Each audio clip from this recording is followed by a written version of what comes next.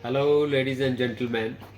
Myself, Professor Rajinder Singh, welcomes you in my lecture on research methodology. If you are pursuing PhD, then the sound knowledge of research methodology is quite imperative for you. In the initial stage of our research journey, we will try to understand some basic aspects of research. So let us try to understand with the meaning of research.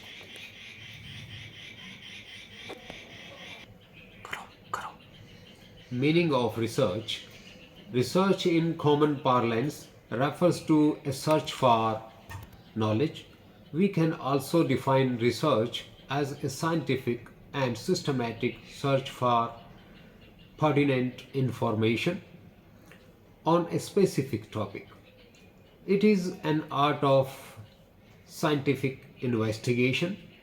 According to Advanced Learners Dictionary of English, research is a careful investigation or inquiry, especially through search for new facts in any branch of knowledge. Research is thus an original contribution to the existing stock of knowledge, making for its advancement. Research refers to the systematic methods consisting of enunciating the problem, formulating a hypothesis, collecting the facts or data, analyzing the facts and searching certain conclusions, either in the form of solutions towards the concerned problem or in certain generalization for some theoretical formulation. Ladies and gentlemen, let us try to understand what are the various objectives of research. The purpose of research is to discover answer to questions through the application of scientific procedures. The main aim of research is to find out the truth which is hidden and which has not been discovered as yet. Though each research study has its own specific purpose, following may be the research objectives. Number one, to gain familiarity with a phenomenon or to achieve new insights into it, to portray accurately the characteristics of a particular individual, situation, or a group, to determine the frequency with which something occurs or with which it is associated with something else, to test a hypothesis of a causal relationship between variables. What may be the various motivational factors in research? Let us try to understand what make people to undertake research. This is a question of fundamental importance. The possible motives for doing research may be either one or more of the following, like desire to get a research degree along with its consequential benefits, desire to face the challenge in solving the unsolved problems, desire to get intellectual joy of doing some research work, some creating work, desire to be of service to society, desire to get respect may be one of the motivational factor for doing research. However, this is not an exhaustive list of factors motivating the people for research. To undertake research studies, many more factors such as directives of governments, sometimes employment conditions of the country, curiosity about new things, desire to understand causal relationship, social thinking, and awakening motivate people to perform research operations. What are the significance of research? Ladies and gentlemen, significance of research can well be understood by a famous maxim of Hudson. All progress is born of inquiry. Doubt is often better than overconfidence, as it leads to inquiry, and inquiry leads to inventions. A very nice definition given by Hudson.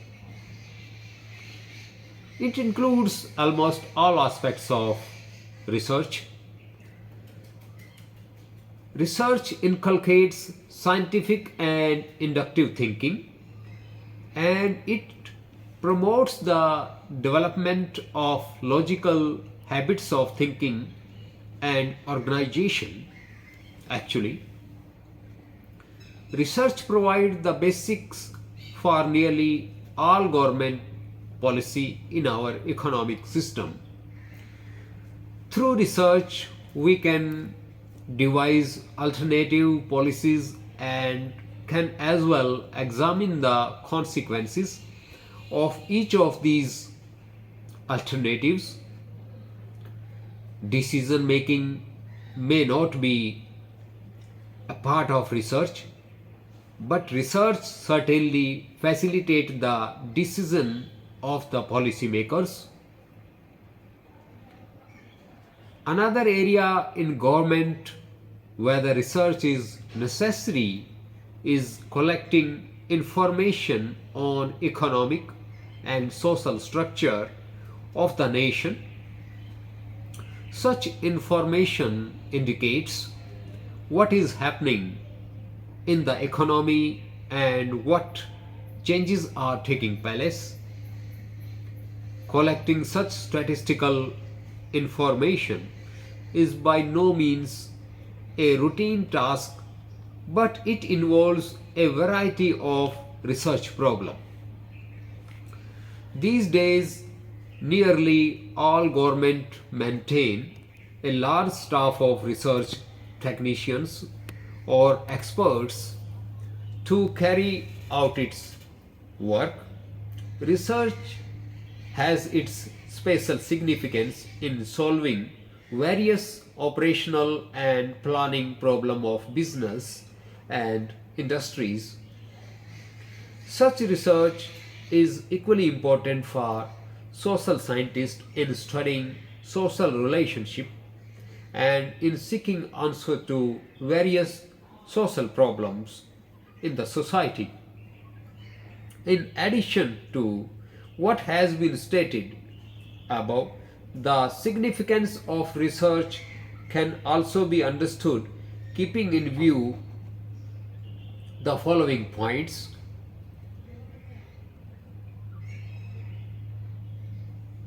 To those students who are to write a master or PhD thesis, research may means a careerism or a way to attain a high position in the social structure in a particular country. To professional in research methodology, research may means a source of livelihood. To philosophers and thinkers, research may means the outlet for new ideas and insights. to literary men and women. Research may mean the development of new styles and creative work. To analysts and intellectuals, research may mean the generalization of new theories. Thus, research is the fountain of knowledge for the sake of knowledge and an important source of providing guidelines for solving different business, governmental, and social problems at large. It is a sort of formal training which enables one to understand the new developments in one's field in a better way.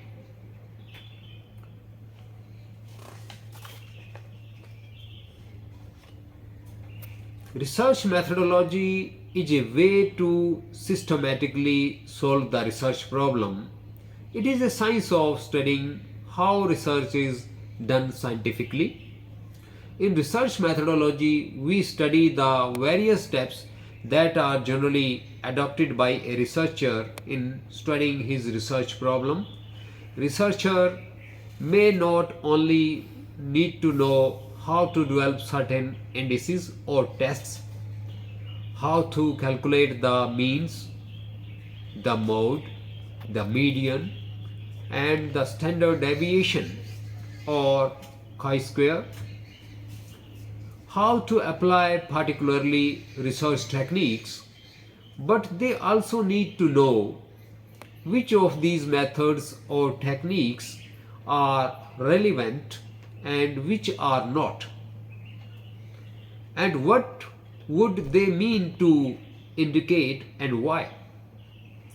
Researchers also need to understand the assumptions underlying various techniques, and they need to know the criteria by which they can decide that certain techniques and procedures will be applicable to certain problems and other will not. Research methodology has been dimensioned, and research methods do constitute a part of research methodology. The scope of research methodology is wider than the research methods. Thus, when we talk of research methodology, we not only talk of research methods, but also consider the logic behind the methods we use in the context of our research study and explain why we are using a particular method of technique and why we are not using others, so that research results are capable of being calculated, evaluated either by researcher himself or by others at a large. Ladies and gentlemen, let us try to understand the research process. What is the research process? Research process consists of a series of actions or steps necessary to effectively carry out research and the desired sequencing of these steps.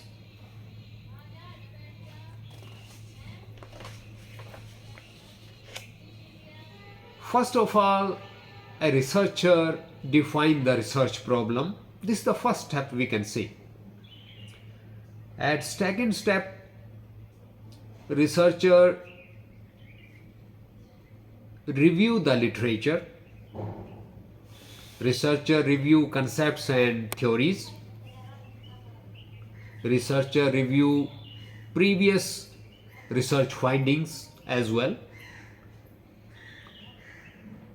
Researcher formulate hypotheses. He designs research means research design. He formulates the research design, collect data, analysis of data, and then interpretation of data.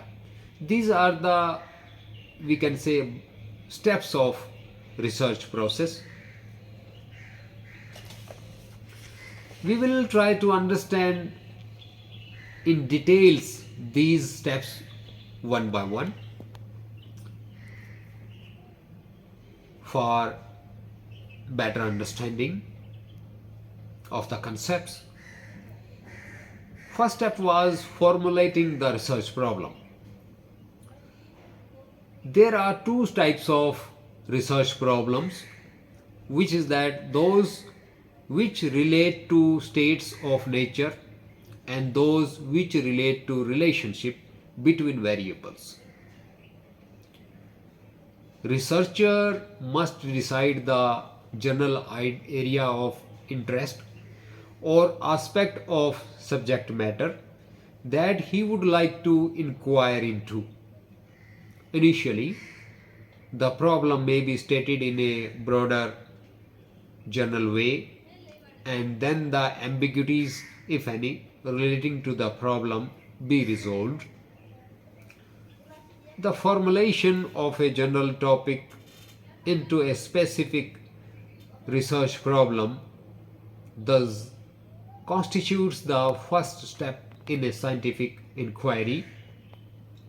Essentially, two steps are involved in formulating the research problem, which is that understanding the problem thoroughly and rephrasing the same into meaningful terms from an analytical point of view.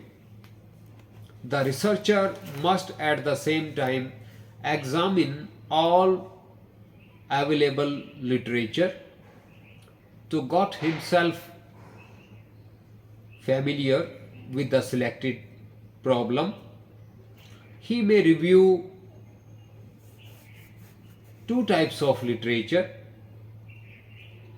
the conceptual literature concerning the concept and theories, and the empirical literature consisting of studies made earlier which are similar to the one proposed. The basic outcome of this review will be the knowledge as to what data and other materials are available for operational purposes, which will enable the researcher to specify his own research problem. Second step is extensive literature survey. Once the problem is formulated, a brief summary of it should be written down. It is compulsory for a research worker writing a thesis for a PhD degree to write a synopsis of the topic and submit it to the necessary committee as a research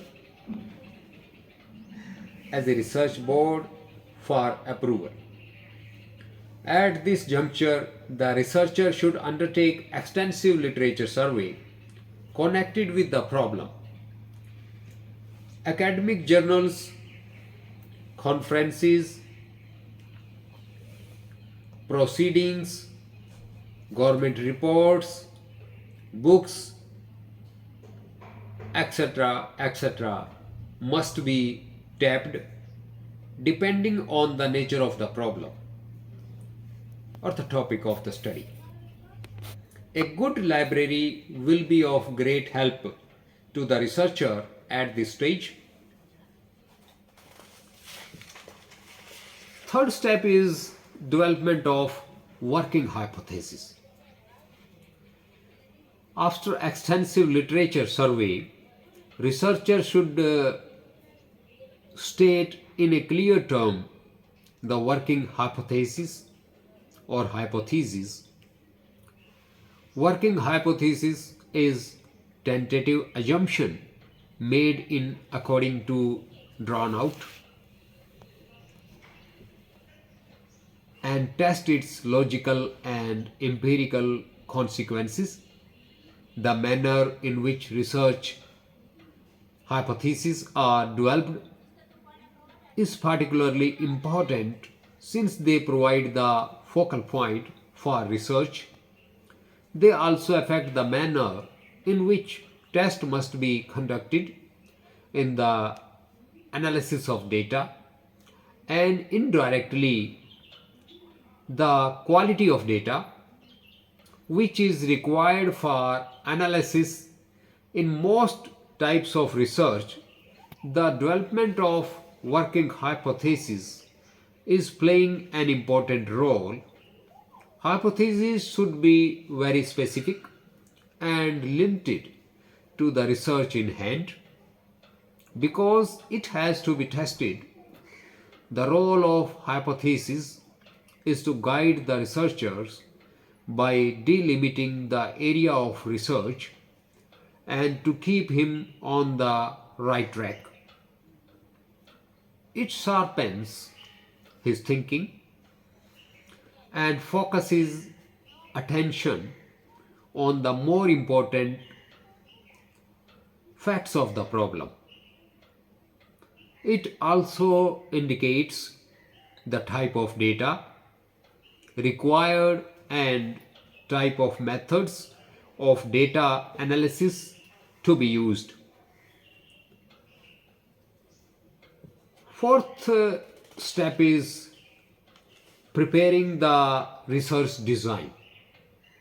At fourth stage, we will prepare the research design. Means researcher would try to prepare his research design. When the research problem is formulated in clear out term, the researcher will be required to prepare a research design. He will have to state the conceptual structure within which research should be conducted. The preparation of such a design facilitates research to be as efficient as possible. In other words, the function of research design is to provide for the collection of relevant evidence with maximum efforts, time and money. Research purposes may be grouped into four categories, which is that number one, exploratory, descriptive, diagnosis, and experimental. Next step in the research process is determining sample design. At this stage, now candidate reached at a stage to design the sample design. The research must decide the sample design. Sample design is a definite plan determined before any data are actually collected for obtaining a sample from a given population. Thus, the plan to select 12 of a city's 200 drugstore in a certain way constitute a sample design. Sample can be either probability samples or non-probability samples. A brief mention of the important sample design is as follows. Number one, deliberate sampling. As the name suggests, deliberate sampling is also known as purposive or non-probability sampling. This is a sampling method involves purposive or deliberate selection of particular units of the inverse for constituting a sample which represent the universe. Simple random sampling. This type of sampling is also known as chance sampling or probability sampling, where each and every item in the population has an equal chance of inclusion in the sample, and each one of the possible sample in case of finite universe has the same probability of being selected. Systematic sampling. In some instances, the most practical way of sampling is to select every 15th name on a list, every 10th house on one side of a street, and so on. Sampling of this type is known as systematic sampling. An element of randomness is usually introduced into this kind of sampling by using random numbers to pick up the units with which to start. This procedure is usually when sampling frames is available in the form of a list. In such a design, the selection process starts with picking some random point in the list, and then every nth element is selected until the desired number is secured. Stratified sampling. If the population from which a sample is to be drawn does not constitute a homogeneous group, then stratified sampling technique is applied so as to obtain a representative sampling. In this technique, the population is stratified into a number of non-overlapping subpopulation or strata, and sample items are selected from each stratum. If the item selected from each strata is based on simple random sampling in the entire procedure, first stratification and then simple random sampling is known as stratified random sampling. Quota sampling. In stratified sampling, the cost of taking random samples from individual strata is often so expensive that interviewers are simply given quota to be filled from different strata. The actual selection of items for sample being left to the interviewer's judgment. This is called quota sampling. The size of the quota for each stratum is generally proportionate to the size of that stratum in the population. Quota sampling is thus an important form of non-probability sampling.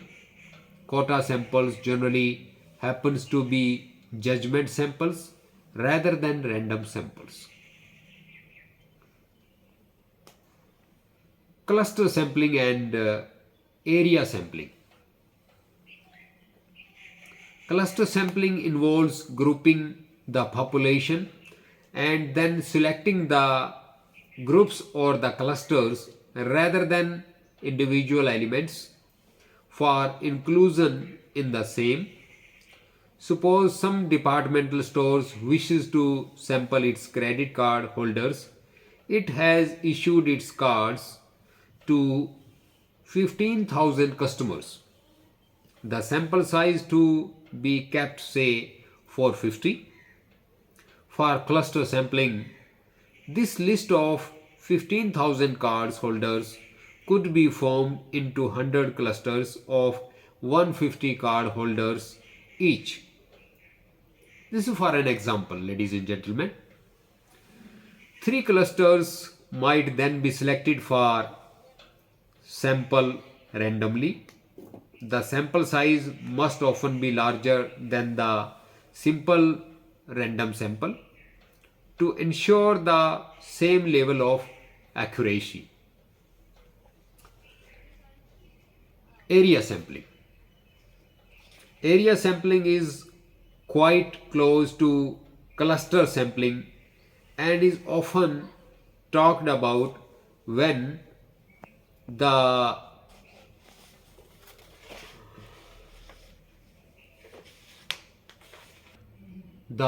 total geographical area of interest happens to be big one.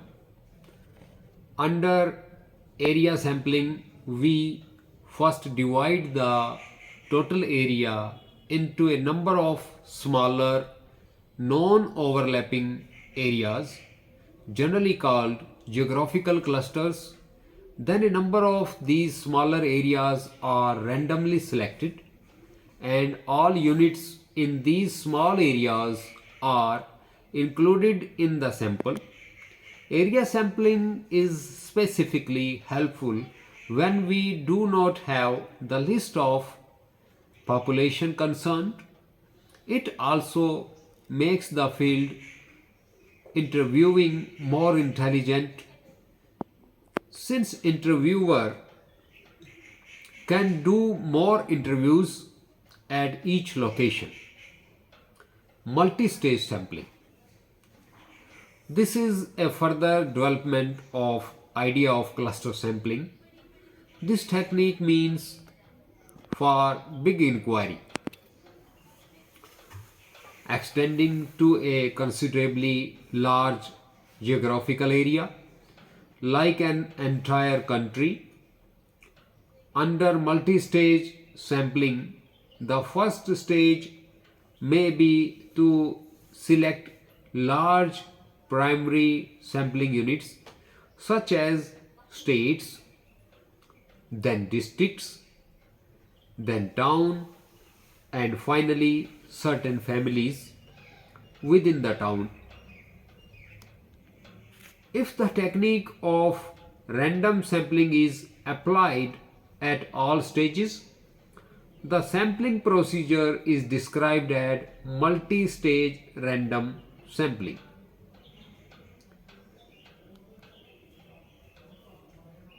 Ladies and gentlemen, there is another type of sampling which is called sequential sampling. This is somewhat a complex sample design where the ultimate size of the sample is not fixed in advance but is determined according to mathematical decisions on the basis of information yield as survey progresses. With the survey, the things will be going on. This design is usually adopted under acceptance sampling plan to the context of statistical quality control.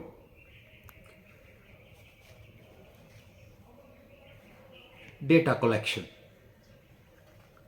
There are several ways of collecting the appropriate data which differ considerably in context of money costs, time, and other resources at the disposal of the researcher. Primary data can be collected either through experiment or through survey. If the researcher conducts an experiment, he observes some quantitative measurements or the data with the help of which he examines the truth contained in his hypothesis. But in the case of survey, data can be collected by any one or more of the following ways. By observation. This method implies the collection of information by way of investigators' own observation without interviewing the respondents. The information obtained relates to what is currently happening and is not complicated by either the post behavior or future intentions or attitudes of respondents. This method is no doubt an expensive method, and the information provided by this method is also very limited. As such, this method is not suitable in inquiries where large samples are concerned.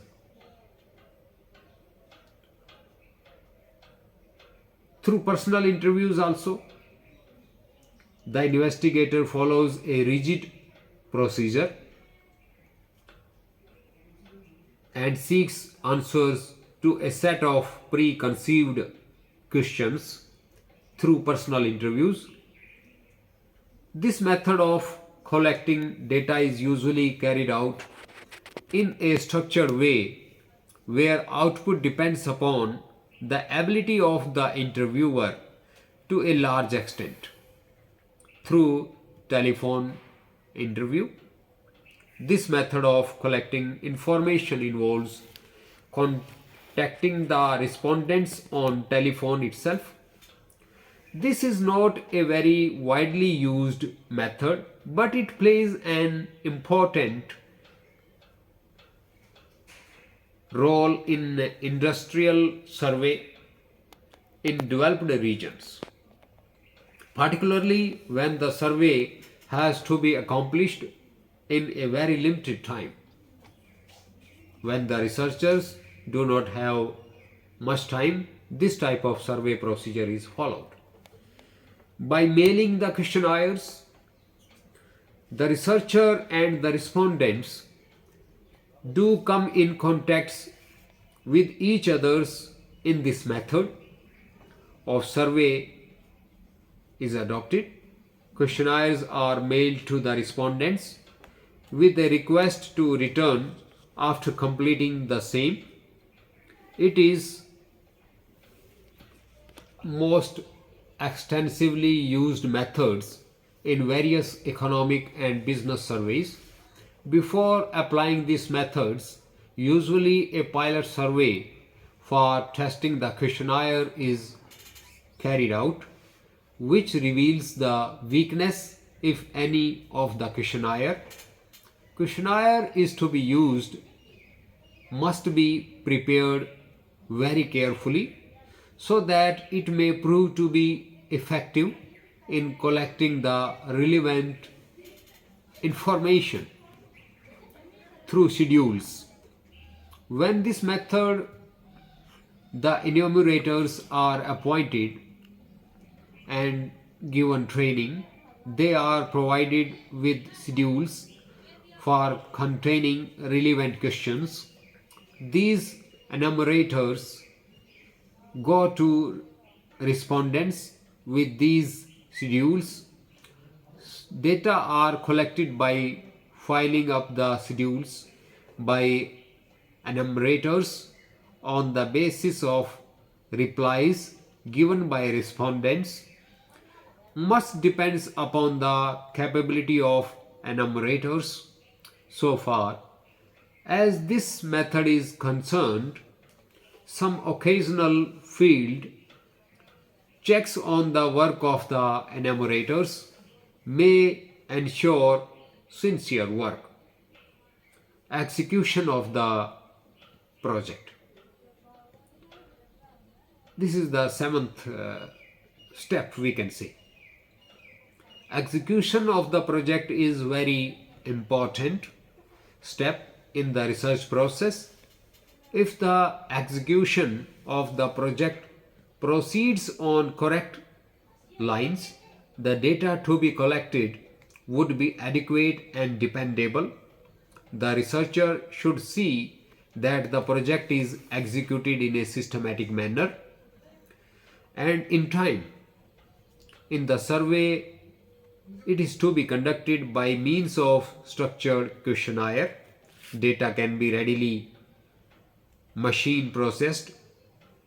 In such a situation, questions as well as the possible answers may be coded. If the data are to be collected through interviewers, arrangements should be made for proper selection and training of the interviewers. The training may be given with the help of instructions,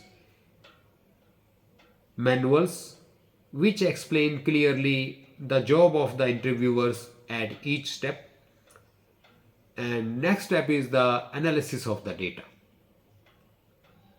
After the collection of data, researchers have to analyze the data. After the data have been collected, the researcher turns on the task of analysis of data. The analysis of data requires a number of closely related operations, either through experiment or through survey. If the researcher conducts an experiment, he observes some quantitative measurements.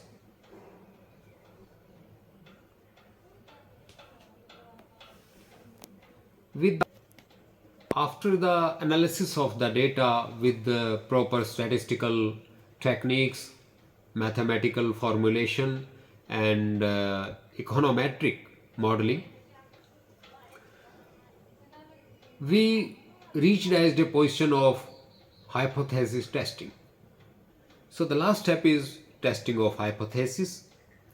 After analyzing the data as stated above, the researcher is in a position to test the hypothesis, if any, he had formulated earlier. Do the facts support the hypothesis or they happens to be contrary? It is the usual questions which should be answered while testing hypothesis. Various tests such as chi-square test, t-test, f-test have been developed by statisticians for this purpose. The purpose is hypothesis may be tested through the use of any one or more of such tests, depending upon the nature and object of research design, research inquiry. Hypothesis testing will result in either accepting the hypothesis or rejecting it. If the researcher had no hypothesis to start with, generalization established on the data. So it's all for today, ladies and gentlemen. If I can be of any further assistance or provide you any further information, please feel free to contact me. My email address is rajendarsingh.research@gmail.com. I will see you in the next video with the remaining steps of research and other aspects of research methodology. Till that time, please take care of yourself. See you. Goodbye.